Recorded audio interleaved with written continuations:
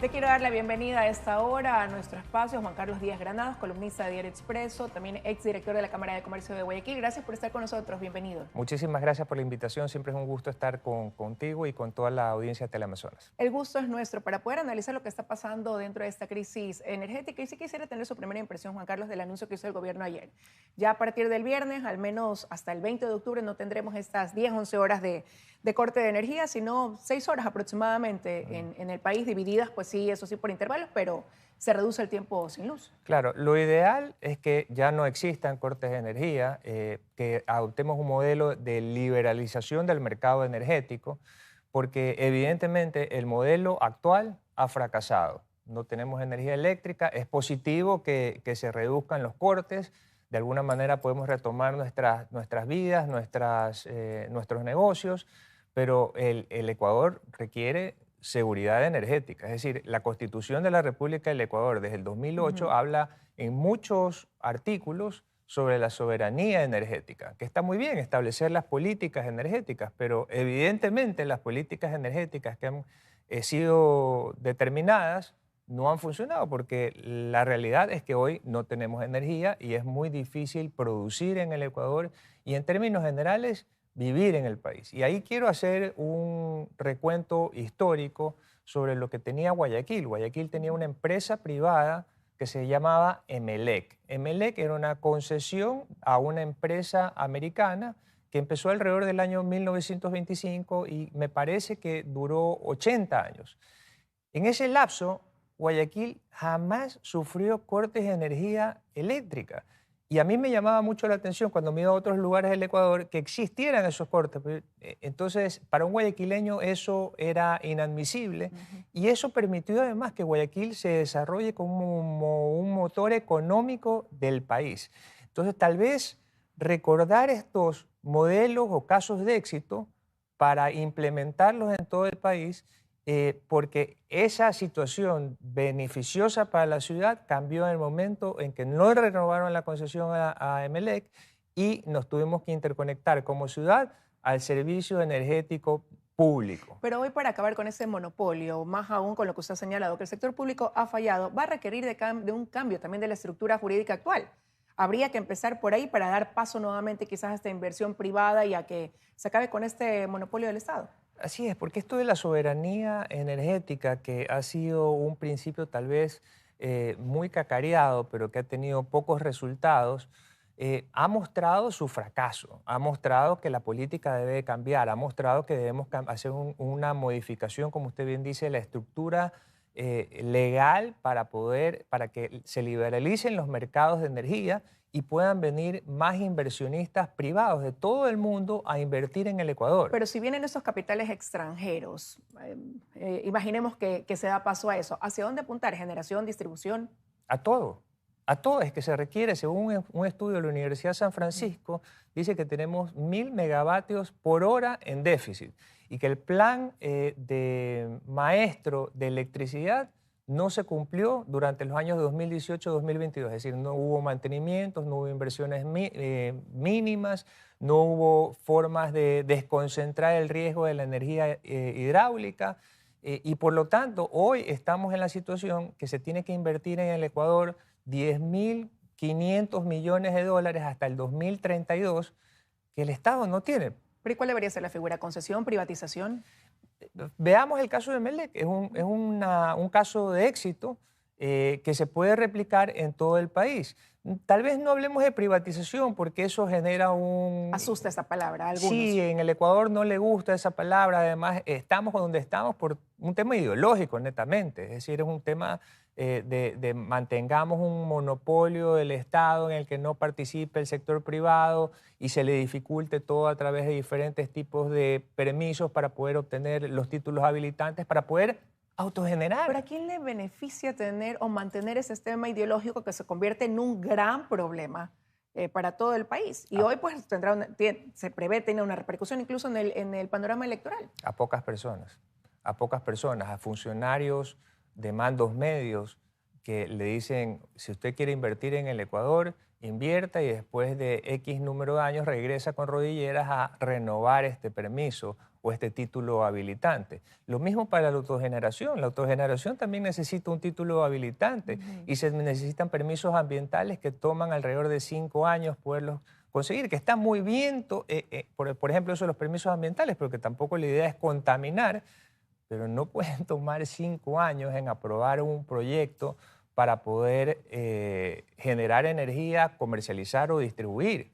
Hoy ese sería el panorama ideal, pero implementar eso tomará tiempo. Quizás será una solución a mediano o largo plazo, pero hoy, ¿qué más se puede hacer para no tener estos cortes? Vemos con alivio decir, vamos a estar 6 horas sin luz y no 10 o 11, pero 6 horas sin luz crea una afectación al sector comercial, industrial, agrícola, a todos en realidad.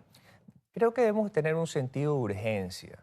Y está bien el proyecto de ley presentado por el presidente a la Asamblea Nacional, que en cierta manera se está orientando lo que hemos conversado, pero el problema lo tenemos hoy, como usted bien dice. Entonces, por lo tanto, lo que requerimos tal vez es un periodo en el cual, si es que alguien puede autogenerar, no le pongamos límites. Actualmente el límite son 10 megavatios. Pero es congruente eso que se plantea entonces en este nuevo proyecto de ley, continuidad de la ley no más apagones. Hay un déficit, pero Pero, se por pone ejemplo, límites. hay el límite de la autogeneración actualmente vigente, 10 megavatios. Pero el proyecto de ley dice aumentemos a 100 megavatios. Yo le pregunto a la ciudadanía, ¿tiene sentido que si tenemos un déficit en este momento de energía, le pongamos límite a alguien para que genere energía? Claro, tenemos que movernos muy rápido para poder crear un mercado de mayoristas que vengan lo más pronto posible y se pueda subastar como hacen en Colombia y hacen en Perú. Entonces el mejor precio es el que va a ganar y eso es lo que beneficia. Pero si solamente van a haber 2, 3 empresas, eso no va a funcionar. Pero notemos que el modelo de la concesión, no privatización, que es diferente, concesión es nada más tú desarrollas porque tú como empresa conoces el negocio. Mire que ha funcionado muy bien con el aeropuerto de Guayaquil, que es un aeropuerto premiado en su categoría. Mire que ha funcionado bastante bien con la telefonía. Antes, cuando uno levantaba el teléfono en el Ecuador y tenía el monopolio exclusivo, la empresa pública de ese momento, no había tono. Y todo se solucionó con el ingreso de la empresa privada para proveer servicios. Y el usuario no perdona, pues el usuario castiga cuando hay un mal servicio. Lo mismo tenemos que implementar, pero a paso acelerado, para el tema energético. Está bien el proyecto, vamos en una muy buena dirección, vamos a tratar de diversificar en energías renovables, también eso es positivo, pero necesitamos una solución, como usted bien dice, hoy. Y hoy no podemos poner límites a la autogeneración y hoy tenemos que permitir que vengan lo más rápido posible, eliminando todo tipo de trabas burocráticas e intereses de ciertos grupos de mantener este esquema de trabas para poder de alguna manera lucrar. Eso también ha ocurrido. Ha habido negligencia, omisión y corrupción. Pero usted dice, se debe tener un sentido de urgencia. ¿Qué no se está haciendo entonces una vez que se ha declarado incluso la emergencia dentro de esta crisis energética?